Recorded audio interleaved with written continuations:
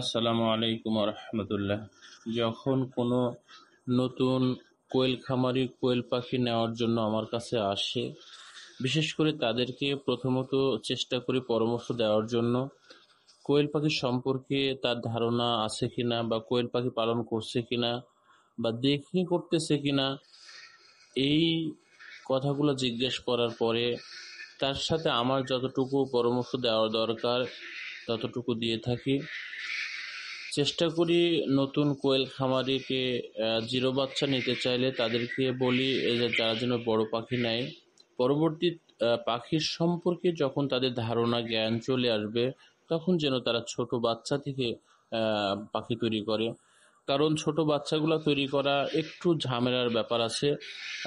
Brooder management থেকে শুরু করে তাপ নিয়ন্ত্রণ থেকে শুরু করে অনেকটা ঝামেলা তার কাছাকাছি থাকা। বড় খামারিরা এটা জানবে না। বড় খামারিরা পাখি পালন করা শুরু করে একজনের দেখে অথবা কোনো ইউটিউব চ্যানেল দেখে, কারো কাছ থেকে জেনে বা শুনে তারা নিতে আসে।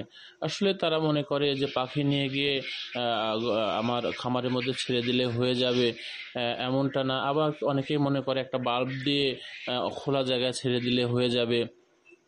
তারা এসে ছোট বাচ্চা কম দামে, ছোট বাচ্চা কম দাম যেহেতু, সেক্ষেত্রে ছোট বাচ্চাটাই নেওয়ার চেষ্টা করে।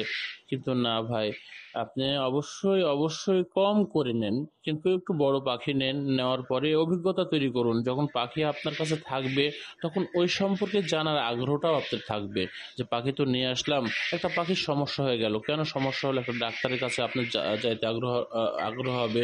একজন যারা কোয়েল পাখির অভিজ্ঞ খামারি আছে তাদের কাছে যাওয়ার আগ্রহটা আপনার হবে, কারণ আপনি বড় পাখি নিয়েছেন।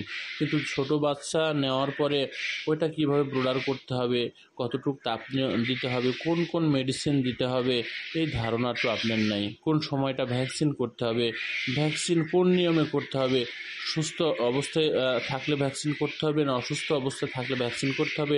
সে মনে করেন আপনি ছোট বাচ্চায় নিলেন, প্রথম পর্যায়ে ভ্যাকসিনের সময় চলে আসছে, এর সময় পাখিটা অসুস্থ রয়েছে। আপনি মনে করছেন যে এত তারিখেই তো আমার খামারি ভ্যাকসিন দিতে বলছে, ওই অসুস্থ পাখিকে আপনি ভ্যাকসিন দিয়ে দিলেন, কিন্তু পাখিটা কারো ক্ষতি করে ফেললেন। এই জন্য আপনারা বড় পাখি নেওয়ার চেষ্টা করবেন সকল সময়। আমার যে খামারিরা দেখতেছেন, প্রথমে বড় পাখি নিয়েছিল, তারপরে দুটো ইনকিউবেটরও নিয়েছে, আবার আজকেও পাখি নিয়ে গেল। এই যে আমার রুল অনুযায়ী সে চলেছে, এখন সফলতা অর্জন করছে, সে একটা ভালো খামারি গড়ে উঠছে। তার ডিম দিতে, সেল দিতে, ডিম সেল করবে, মার্কেটিং করতে এর কোনো সমস্যা হয় না। বরঞ্চ আমার কাছে আরও ফোন দিয়ে বলে যে ডিমের বাজারগুলা কোথায় পাওয়া, ডিম আমি আরও কোথায় পাবো।